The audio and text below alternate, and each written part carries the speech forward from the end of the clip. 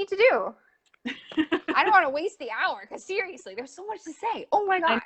And I'm going to try to temper myself. We got started a little late because of Lord Zuckerberg. So, right. All right. Okay. Well, then let's launch into what we were going to talk about today. Hi, Eli. Okay. Hi. As many of you know, if you're watching this, on Tuesdays this fall, my idea is that we are going to talk each week about a different subject that is related to kind of our life in 2020. You know, what's different and what's new, what new things are we coping with? And one of the first people I thought of was you, Eli, because families right now, in most families right now are dealing with some form of what is it like to have your kids at home with you and doing school with you. Yeah. And there's lots of different forms that takes, but that's kind of a common theme. And Eli, I know, who's a WellSprings member, has been homeschooling for years, and has a lot of not just personal knowledge, but also you're involved in a lot of like local groups in homeschooling, and yeah. So I wanted Eli to talk a little bit about this, and maybe you could just start, Eli, by telling us a little bit about what your family's journey with homeschooling has been like. Who do you homeschool? How long have you done it? Why'd you start? That kind of stuff. Okay. So lots of you know that Justin is 13 and he's never been to school, not a day in his whole life. So I guess you could technically say that we've homeschooled forever. Mm-hmm. But obviously the rules the laws have shifted. When we started, he didn't have to report until he was 8 years old. So we've only been formally doing it for 5 years. The rule is different now. They have to report at 6. But we've been doing it all along. And it's amazing. And we started because when I was pregnant with him, I read this book called Family Matters, Why Homeschooling Makes Sense by David Guterson. And David Guterson is a superintendent of a school district, I want to say somewhere in the Midwest, and his wife stays home and homeschools their 4 children. So it was a fascinating perspective as him writing about like being the head honcho of an entire school district and still choosing not that for his family. And I have never, ever, ever been, I've never actively spoken out against public schooling. I think public schooling is a staple and a critical piece of the infrastructure of our society. And I have so much respect for all of the people, from the administrators all the way over to the janitors and the teachers and all of it. So first, know that it was never my intention to slight public education. I just liked the idea of the freedom that it would afford our family, that I could just choose the path. And by path, I mean not only educational, but values oriented. Mm-hmm. You know, if there was something that, you know, even the idea of like a value of mine is that Justin is never forced to do anything he doesn't want to do. And so, you know, some people might say, well, you have to force them to do math homework because there's going to be things they don't want to do in life. My philosophy in parenting is if a child is going to truly engage in something and truly learn it in the way that I want him to learn it, he's going to choose to learn that himself. And that can't happen in public school. There's a structure. Everybody needs to be doing the same things so that the system works properly. And I thought to myself, if I can just disengage, if I can just unplug from that and do it my own way, I'm going to give it a try. And so we tried a curriculum package when he was little. It lasted 6 weeks because, again, that idea that like someone's going to choose what he's going to learn. And I found myself like, we were reading one day Hansel and Gretel. And he's just this little preschooler, right? And I'm reading this story for the first time ever, really the whole thing. Mm-hmm. Hansel and Gretel is horrifying. A lot of fairy tales are really messed up. Yeah. Horrifying. Yeah. So I thought to myself, okay, so if I wasn't sitting here with him right now reading this, if he was in school on his own, hearing this story, what would he be doing? What would he be feeling? You know, and so I closed the book and I said, how are you? And tears started to flow. And I was like, oh, right. Because at school you would not have, the tears would not have flowed because you don't necessarily cry depending on who you are and what you're taught in school and in your family. But thank God. You have the caring adult that you trust when you say, how are you, that you'll give the right answer. Anyway, precisely. Sorry. No, that's a really good point. And of course, again, teachers are amazing. And perhaps he would have had a fantastic preschool or K teacher who would have noticed the quiver in his lip and stopped but they can't, with 12 to 40 kids per class, you can't attend in the same way that a one-on-one parenting relationship can. You just can't.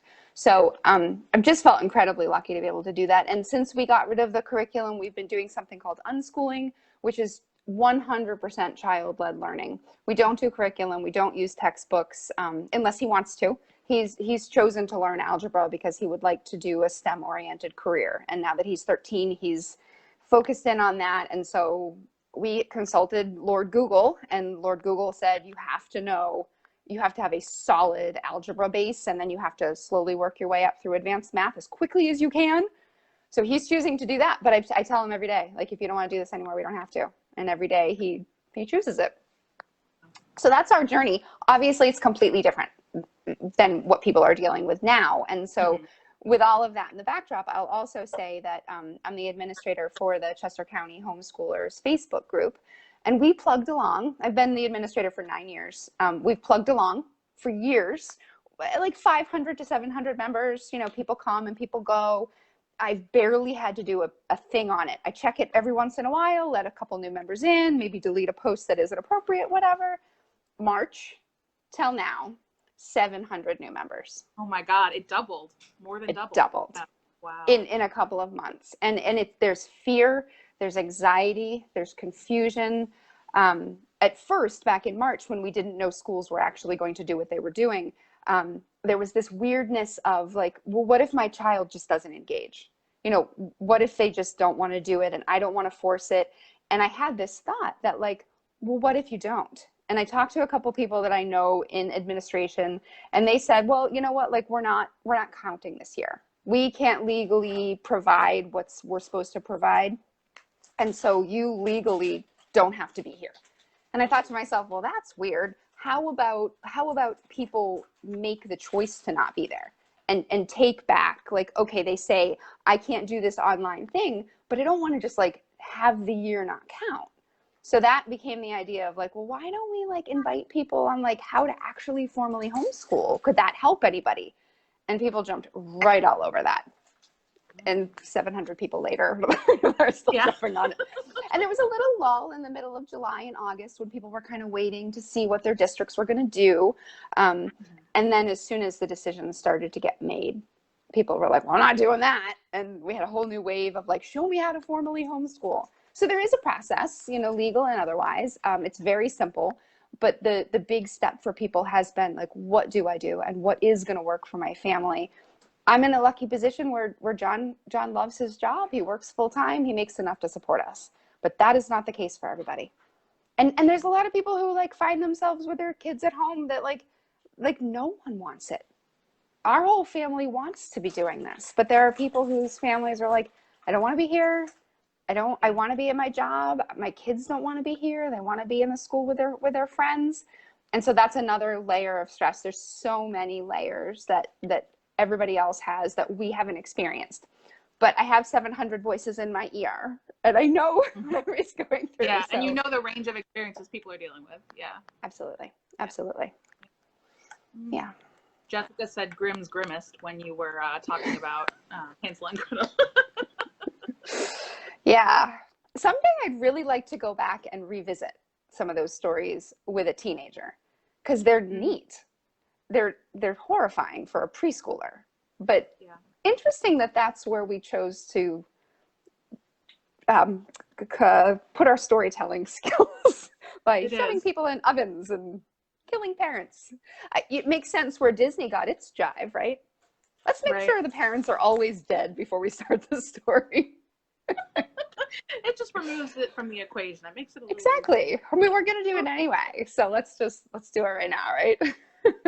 When you were talking about the school district kind of saying, like, we understand it doesn't really count this year, I remember seeing a news story at some point. I wish I could remember which country it was, and I don't remember, but I know that it was a country in Africa, somewhere on the African continent, where their whole country's public school system nationally just said, we're skipping school for the year. And I know that we have talked a lot about like the challenge in America being that so much other infrastructure is wrapped into schools, Absolutely. Immediately when schools closed, everybody was concerned about lunch programs. So we have so many other things wrapped up in our schooling, but end, you know, when we take a bigger picture look, it's like, let's remember that we built these structures, we can rebuild them, we can do them differently. Precisely. You know, there are lots of options besides what we've always known. So yeah, but it also needs, it's, if we're going to reconstruct, right, it has to be done systematically. You can't just take like this massive building block out and say, well, I just won't do it. I mean, I'm a therapist also, and the concern about abuse and neglect has increased exponentially. Kids are at home, and it's not that parents want to be neglectful, but they need to earn a living so that they can pay their mortgage. And so where is the line between clinical neglect and everybody just doing the best they can?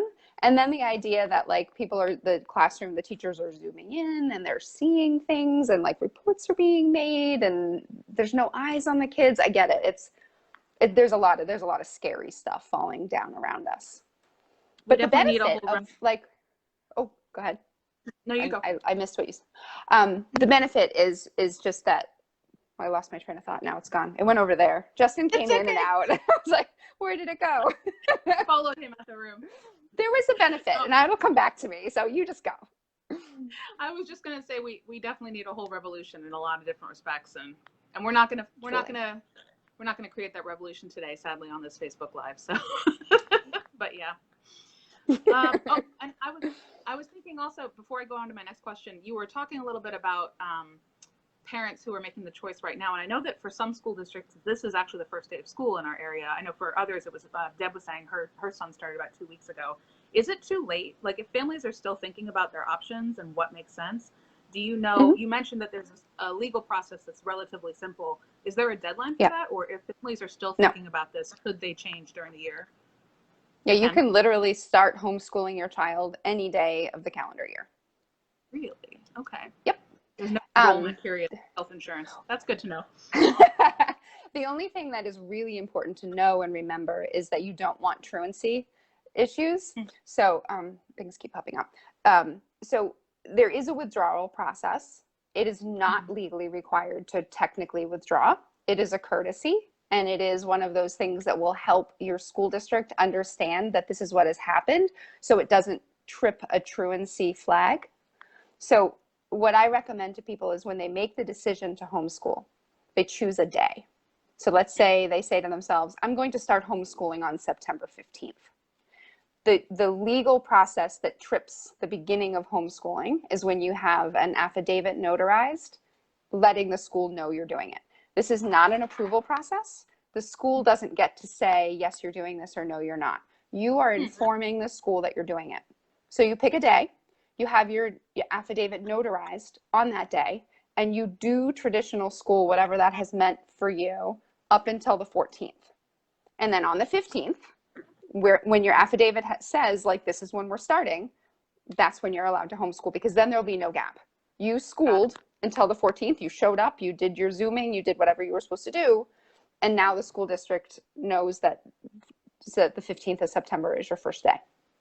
So to prevent truancy things from starting, you don't want to have a breakdown and decide we're just not doing this for 2 weeks until I can get my paperwork set up. You want to keep logging in or doing whatever's required. Precisely. Yep. Okay. And the school doesn't even actually have to have your affidavit for you to be formally homeschooling. So truancy, depending on how fickle they are, truancy still may be kicked. But so the smartest thing really to do, and really if you're in a school district where you know there's going to be issues, you'll lap over a little bit. So you may, like today is the 8th, the 9th, I don't know what it is, but I would go the 8th. I would go today. If I wanted to start homeschooling next week, I would go today. I would go to the notary, I would have my stuff sent, have my stuff notarized. I'd hand deliver it so that today, the 9th, is my first day of school. And then just to make sure that there's no delay in the paperwork being processed and this and that, I'd continue to log in for a day or two. Totally not necessary, absolutely not legally required. If truancy brought you to court, you would be covered. But just like, there's also the issue of like, you kind of want to still stay friends with your administrators. You want this to be not like a, well, bye, Felicia. You want it to be like, hey, I'm trying to play by the rules here, but we're not doing this anymore. Right.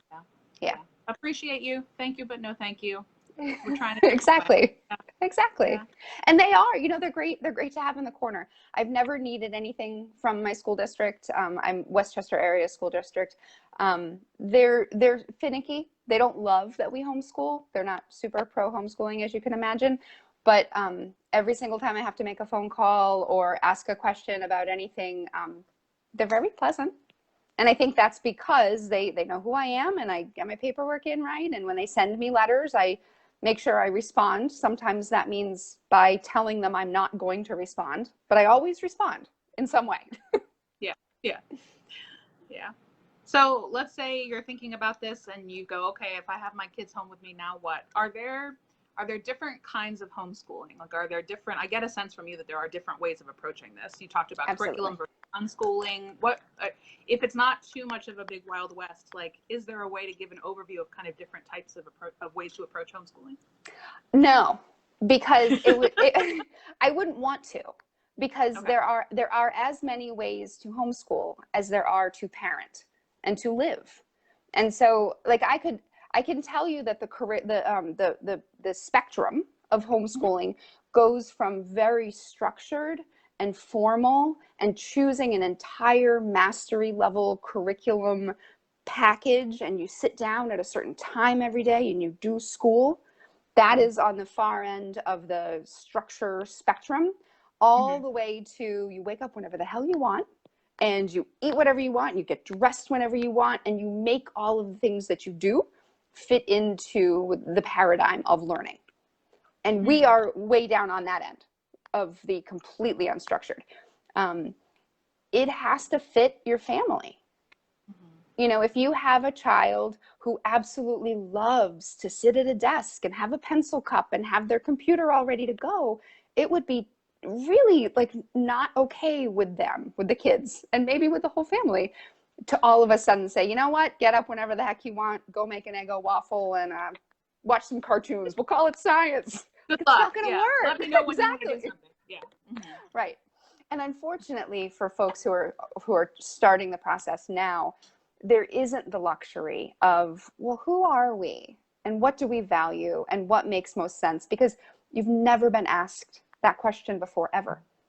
Most families have children and understand and expect that they are going to pick a preschool and sign up, and then kindergarten comes after preschool, and then you're on the train and you do what you're told. And if there are things things in there that don't work for you, tough. You want to go to Disney World every single November 1st? Sorry, not happening, right? So it's kind of like Mm-hmm. you need to decide what fits for your family, and you don't really have time to do that naturally. So that seems to be like the biggest place of conflict for families right now. How do I do this in a way that feels right? And the biggest place that I'm seeing people fall down and struggle and have a hard time is when they attempt to force something that they think homeschooling is or should be, that doesn't fit. People are building these beautiful areas. They're buying desks. They're dedicating a corner of the living room and setting up a beautiful lamp, and they're all the things. And their If you kids build are it, they like, what? come. Yeah. Right. And in a Yeah. lot of cases, they're not. In a Mm. lot of cases, the kids aren't coming, or the parents have this idea because they've seen all the pretty homeschooling blogs of all of us who have had the luxury to figure this out over the course of 13 years. They're looking at our blogs and they're looking at our structures, and they're saying, I want to do it that way. And so they just set it up and just think it's going to happen, and it's not. And it's really infuriating and frustrating. And parents are feeling like they have failed and that they failed their children. And that's incredibly heartbreaking. That's always hard. Comparing your first step to somebody else's 39th step is always a recipe Yeah. for frustration, but Yeah. tough. It's a temptation when, especially if you're going to something you've never done before and you're looking to people who've been around the block, Yeah. remembering that you're going to go at your own pace, and that when you're looking at that, you're looking at somebody who's done something for years and who has Exactly. had the luxury of putting in that time. And Exactly. not been trying to figure it out in the middle of a pandemic, also in the middle of worrying about somebody Exactly. getting laid off, or worrying about, whether you should go shop for your groceries in person or get them delivered. And like, we have a million other Precisely. right now. Yeah. There was a question on the homeschooling board this morning from a brand new homeschooler who said, how do you clean the house and homeschool your kids? And she wasn't being snarky. She was like, I've been doing this a week now, and like my house is a fucking disaster. Yeah, like that logically makes sense that you would not know that because you've never had your children all home all day when you're normally doing your cleaning or your organizing or whatever it is you're doing. Yeah. The other thing is that, like, thinking about how parents are really struggling, if you've been in the school system and you have this idea that education means completing a certain set of tasks each year or each month or whatever, so that your child has now passed or is now at grade level, there's all these like thresholds and standards, and you're not going to meet them homeschooling. Like, I need to say that right now. Like, this is the first thing that I really hope parents who choose to homeschool let go of. I want everybody to think back, like we're doing algebra right now with Justin. I don't know any of it. I know zero algebra. And I did all the things that I was supposed to do in school. I took algebra 1 and then geometry and then algebra 2, then trigonometry. I did it all the way I was supposed to do. Here I am, 45 years old, fully successful adult. I know zero algebra. So like if you sort of extrapolate that out to all the things you think you're supposed to be knowing to what someday become a successful adult, you can let it go. Because there are SAT preparation tests that you can sign your kid up for when it comes time to SAT, if college is the path. And there's every single other, there's things in place that if you're like, oh, I need a thing that I didn't get because I homeschooled, go get the thing then. Yeah. It's not a big deal. Yeah. Putting pressure on yourself to do all the things that teachers would have done for your kid all year, you're never going to get on top. You're not going to get on top of that any quicker or easier that you're going to get on top of cleaning out your bathtub once a week. Not going to happen. And it makes sense that the things that your child ends up having a passion for are the things that they're going to go deep in. I mean, I remember that even from, I went back to grad school for ministry 5 years after graduating from college.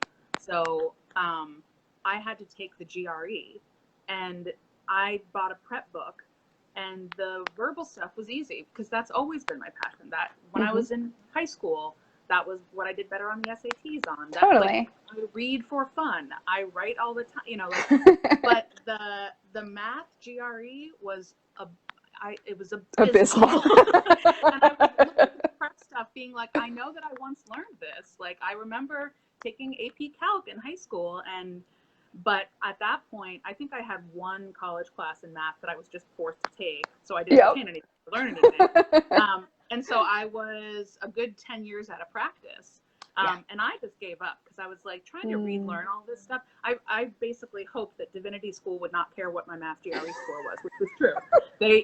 And my GREs looked insane. Like they looked like two different people. Of course they did.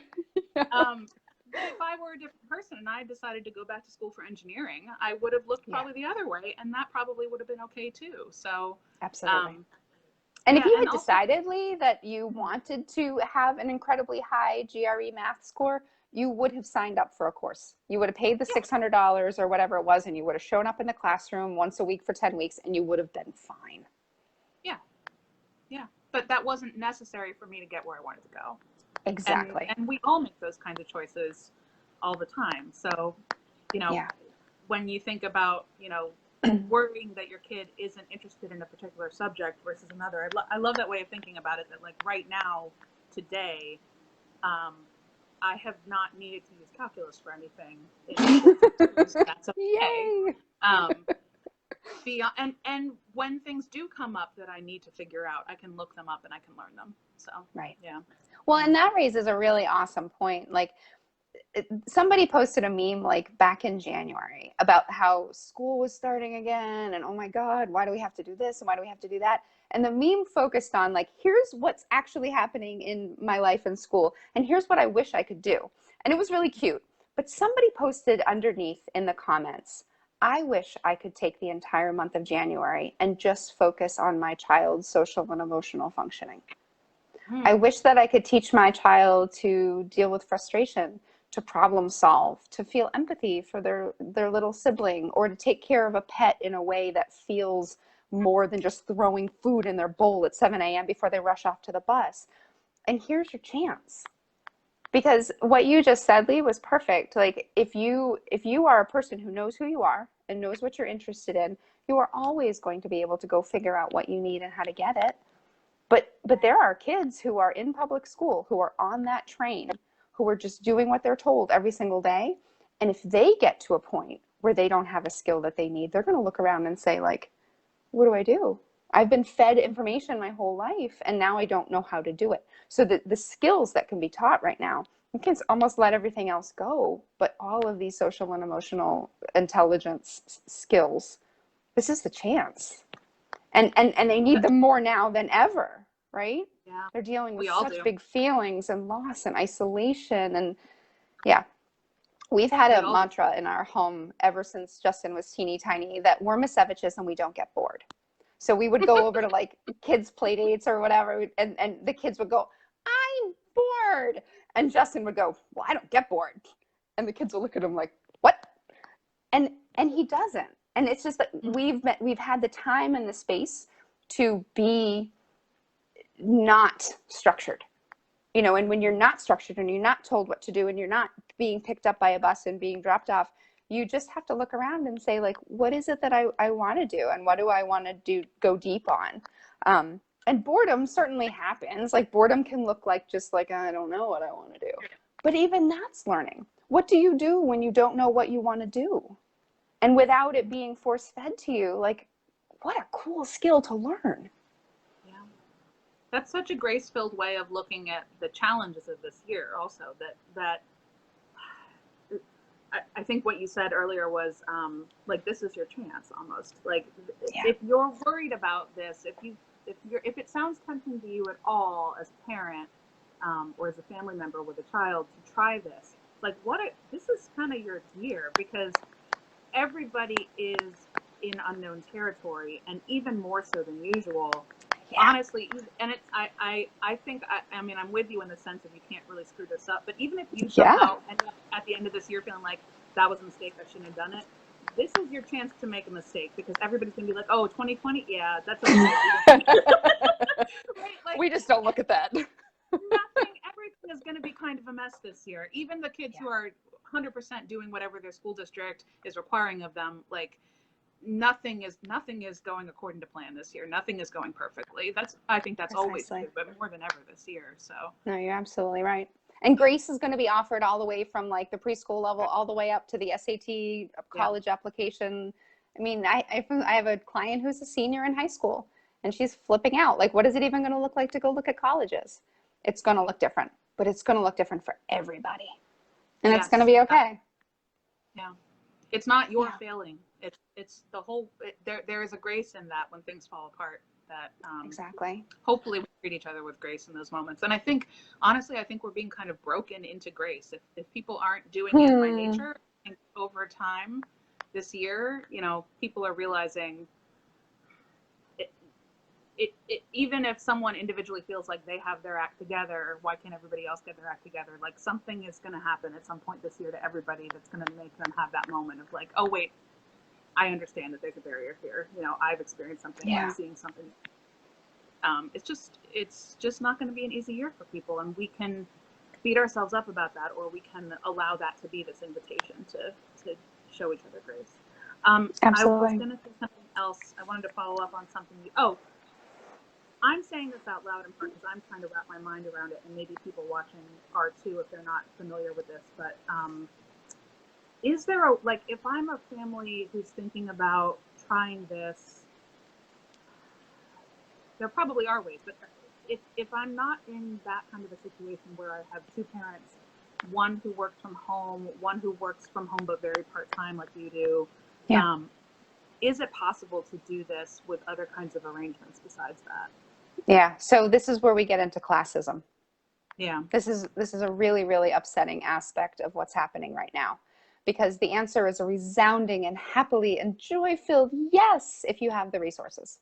Yeah. That if you're a family whose, you know, two parents are working amazing jobs and you live in a huge house in Wayne, yes, you hire somebody. You hire a full-time tutor and they come and they do the thing all afternoon with the school. And if you are not that family and you're struggling to make your ends meet, you cannot afford a tutor. And so what do you do? And I don't have a simple answer to that. Yeah. Are there like co-op or collective kind of groups where people rotate through maybe and share? Like if you have a part-time job that requires you to be out of the house part of the time, but you could do it sometimes? The typical answer was absolutely. But unfortunately, Mm-hmm. most of them aren't meeting live right now. And that's really upsetting, even just for our homeschool community, because you talk about how we do this, and there are certainly some families where both parents work some level of full-time, part-time, whatever, and they drop their kids off at their co-ops or their programs a couple times a week. There's a lovely program in Newtown Square called Open Connections, and they are a full day drop-off thing, and you can do between, I think, 1 and 3 or 4 days per week. I don't remember. Justin did a year there. And it's great because it enables you to drop your child just as though you were dropping them at school at 8:30 or 9 o'clock in the morning and come back for them later. Not open this year. So Not again, open. yeah. And they are offering amazing virtual options for sure. Everybody's adjusting, everybody's virtual, but that does not solve the problem of my kid can't sit in front of a screen for 7 hours. What do I do? Because I need those 7 hours to do my job and make my money to pay my rent or whatever. Right. So huge, huge problems. The idea of pods has come up, and we in the homeschool community make fun of this a little bit because the pod thing is a brand new word. Like, we've never heard of this. We did not make this up. It's similar to all of the learning stations and busy buckets and things like it. It's so cute. But pods, I think there's going to be issues. So people are bringing their families together with 1 or 2 parents or whatever in a group that can do the teaching. But now I'm starting to hear that there are permits required. I know from a homeschooling perspective, if you are homeschooling someone else's child, you need to register yourself as a private tutor, and that's a whole separate thing. So I'm not saying this to poop on anybody's idea, because whatever you have to do to make sure that you get through this year and don't lose your housing or whatever, you do. And I don't want anybody to fall into the false sense of security that, like, oh, there are all these pods everywhere and all I have to do is find one and drop my kid off every morning, because I don't think that's the truth either. This is a real problem. Wish I had a better answer for you on that one. Okay, yet another reason we need a revolution in every way. So absolutely. Yeah, I hate that parents have to make such awful choices. Watching back to school Facebook feeds this month is just wild, because I know that everybody is trying to make the best choice for their family, and there are like infinite choices, and so few families, I think, feel 100% good about what they're doing, because there are all these competing priorities and limits on them, and and we're doing the best we can. So yeah. Well, and that's a nice way to remember that. Like, I have a couple of friends who are really just like bending themselves, contorting themselves literally to make sure that their kids are doing what they're supposed to do. And I think that statement right there, Lee, we're all doing the best we can. And if the best you can do means that, like, your kid signs on 2 out of the 4 times that they're supposed to sign on, good for you. It's like those awards, like, I put my pants on today, or yeah, that's good, right? You did it. And let's see what happens, because the thing that we're all up against is, like, when we know our kid doesn't show up to school, we know what's going to happen. The truancy officer is going to knock after a couple of days. I don't actually know what's going to happen if you don't sign into Zoom for a couple of days. Now, of course, I'm not in the district, so I don't know. Maybe the teachers have told the parents what will happen, but what will really happen? Like, what will it mean that your kid won't pass the grade, or will it mean that, like, what will happen? I don't know. And so if you keep doing the best you can do and keep communicating with your teachers and your friends and whatever, like, that is the best you can do. Yeah. Well, and 2 weeks ago, I had a conversation with Liz Rakoff, who's another WellSprings member, and she is a school social worker in a local district. And she was talking about the sense I get from her, at least in her district, is what might happen, again, is communication to hopefully get support and resources to the parents. If she was very big on, like, don't feel, she didn't use exactly these words, but don't feel that shame of, like, oh, I can't get my kid to do this. She's like, reach out Exactly. as soon as your kid has a tantrum day where they slam the laptop shut and say, I'm not doing this. She said, reach out, and if we're in communication with you and we know what's going on, yeah, that was the sense I got. It's not going to be Beautiful. punitive. It's going to be, we understand that this is hard. Can we make an accommodation? Can we find another way to achieve the goal we're trying to all achieve together? They Absolutely. understand. The school, Yeah. the teachers understand, because the teachers are also in their own crazy world, Mm-hmm. Mm-hmm. and the school support staff is there to help. Yeah. That's a great bit of advice. Yeah. So, for all the families right now that are doing some form of schooling from home, but not at this moment homeschooling. They're logging on, they're doing virtual remote learning, whatever their school districts have planned. Do you think there are any kind of tips or experiences from the homeschooling world that might be helpful to them? Little pieces of wisdom from homeschooling that maybe would help? Keep expectations low. We've already kind of touched on that. Yeah. Well, and doesn't everything flow from that, right? So it's really easy to say keep expectations low, and you think that that's sort of some nice umbrella statement. But what that really truly translates to is listen to your kid, listen to yourself, trust your instincts, and all of that is how homeschoolers do it. Like we just trust that we are all we have, really, in the end, and it's going to be okay. Right. So the idea that if you're listening to your kid, you will follow a certain path. And it may not be the path that you thought you were going to be following, waking up on a random Tuesday morning. And it may not be the path that was laid out for you by the superintendent or the principal or your teacher. But it's the path that's actually going to work best for the kid. And some days that's absolutely going to mean the tantrum and the slamming the laptop down. Some days that's going to mean, like, I feel like there's going to be a rise in mental health days. And truly, I hope for everybody that mental health days actually become a front and center thing, like almost like maybe like a regularly planned thing. Like, how about we all don't do what we're supposed to do every once in a while, and we go outside and we just reset? Because this is really, really hard. And the whole world is doing it at the exact same time, and everybody's struggling the same way. And I don't really feel like everybody's talking about it in the same way. Those back to school photos that you mentioned, Lee, they're all really pretty.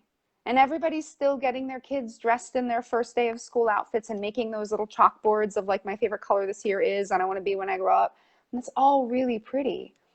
But I don't know that it's totally the truth, because I think there's a lot more chaos and drama behind those pretty pictures, and I don't think enough people are talking about them. So even if, the homeschooling community can give you any one bit of support, it's like BMS. Let it be what it is. Truly. I mean, I will tell you that just from, my personal experience is that when I first started out, and don't forget, I've been at this for years and years and years, like, I had breakdowns all the time, and I would call my evaluator and I would be like, oh my God, he doesn't know, like, he doesn't know how to, what a letter, whatever it was. And she would just say to me, but he will. He's not going to go to college or start his first job or whatever, not knowing this thing that you're worried about.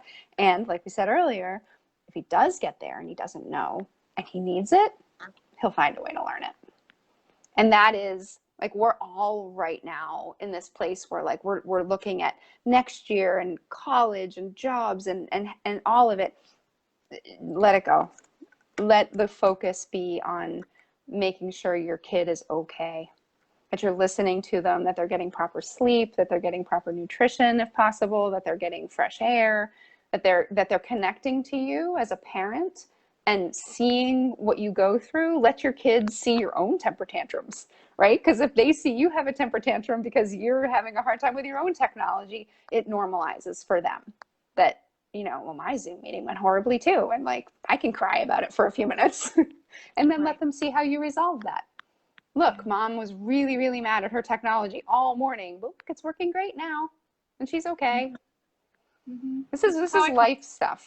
Exactly. Yeah. This is all life stuff, and I hesitate to separate out life stuff from school stuff, but that is the language that people who have been brought up in the school environment understand. this is life, it happens after school, and this is school, it happens in school, and now it's all the same thing. And so I would say that the more important stuff is the life stuff. It's okay to focus on that. Well, it's almost 12:30, believe it or not. Wow. No, I knew that we would just gabble. There is a ton to talk about because this connects with so many other things. I think also I keep trying to pull myself back, like that's right, we're talking about homeschooling, but I just want to make sure people realize that you can type a question if you have one, or you can type a comment into the chat below. And for the next 9 minutes, 8 minutes, the clock just changed. Eli and I, well, mostly Eli probably can answer and help you through with anything that maybe you're wondering about or struggling about, or something specific to your situation if you're watching. Yeah. I was thinking as you were talking just now, how it reminded me so much of conversations that I've had with families and parents at WellSprings over the last 6-7 years about the kind of stress treadmill that school has become, that parents lament about, you know, that they feel like wasn't really part of their schooling. For some, maybe it was in high school, but like that has been such a conversation, particularly in suburban schools and suburban communities and affluent communities. But also I think it does touch everybody at some level of this, you know, this idea that you're competing and you have to be on that stress treadmill in order to succeed or to get ahead. Yeah. And there was all this conversation of like, how do we get out of this? You know, how do we do it? And again, it's like the world has broken it for us a little bit this year. And I think there's so many areas of life actually beyond even school, but school is a good example of like, how do we see this time as an opportunity to surrender to our circumstances and maybe learn something new from it? Well, and I actually have a thought about that because as a therapist, I've been working with a lot of parents who ask that same thing. How do I get off? And my form of therapy is not to tell them what to do, but to ask them enough questions that they can figure out for themselves what to do.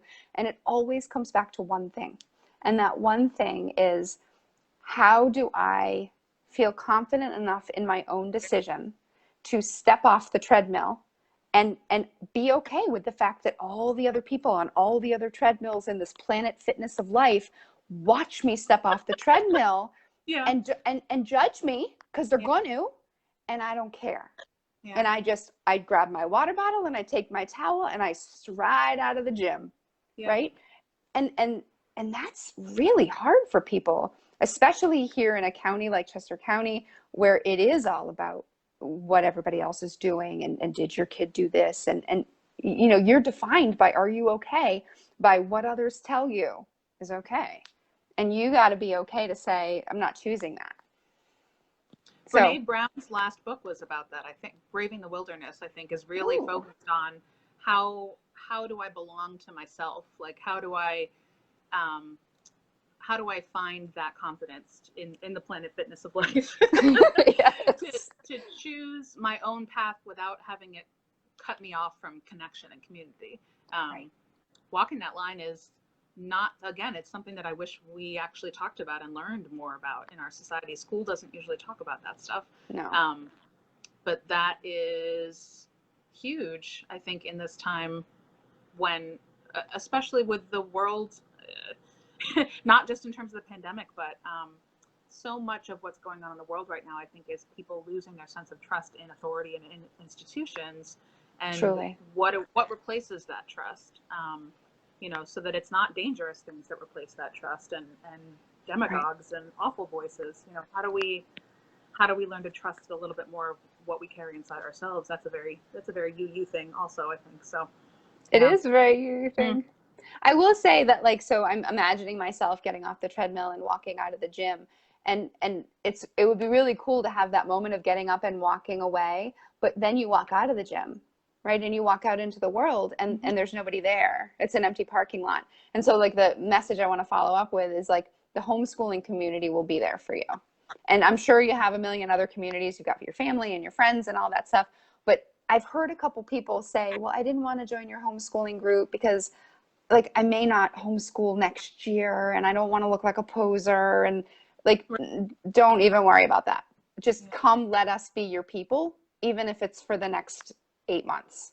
And then you can say goodbye and we'll cheer for you and we'll pat you on your back and you'll go back to brick and mortar and we'll go back to our 700 people. It'll be good. That homeschooling group is on Facebook, you said? Yeah, mine is called Chester County Homeschoolers. Chester County and then parentheses PA, because apparently there's a bunch of Chester counties in the world or in the country. So Chester County PA Homeschoolers on Facebook. We're 1,300 people big, but we also have sister groups. There's one group called the Littles Homeschoolers of Chester County. That's also my group. That's the group I started 10 years ago when Justin was tiny. And that is specifically for people who are informally homeschooling children under the age of 6. Okay. So this idea that like the people over 6 need to file paperwork and follow the laws and get an evaluator. But then there's this whole contingency of tinies, of preschoolers, of kindergartners, anyone who gets up to the age of 6, and they're also homeschooling. And they need a community too. And oh my gosh, that community is awesome because they're planning all sorts of like, let's go splash in the creek. Let's call it school. Yay! And so they're there. There's one in Downingtown. There's one in Coatesville, Twin Valley, O&J Roberts. Montgomery County East has their own group. Delaware County has their own group. They're everywhere. And please reach out to me if you need help finding them because they are everywhere. And those Facebook groups, oh, go ahead. Go ahead. No. I was gonna change the topic and add something else, but Facebook groups, go ahead. Those Facebook groups, it sounds like, as you were saying, like, don't worry about being a poser. Like, if someone's curious to hear more, if someone currently has their kid enrolled in the public school remote learning, but they want to kind of like read through old posts and get a sense or ask a question, yes, that's okay too, it sounds like. Yeah, and you'll notice, I'm the administrator for like half of them, you'll notice. And the questions, the membership admit questions do specifically ask you to identify as one or the other.